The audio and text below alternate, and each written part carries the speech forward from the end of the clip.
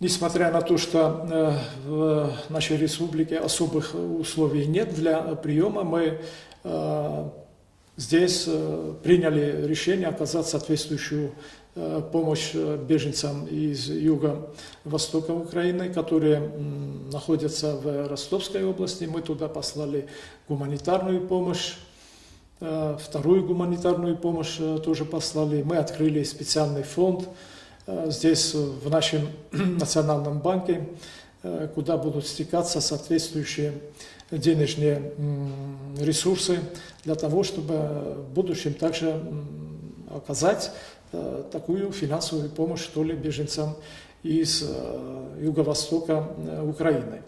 Как таковое к нам официального обращения не было в плане, ну что ли, размещения беженцев.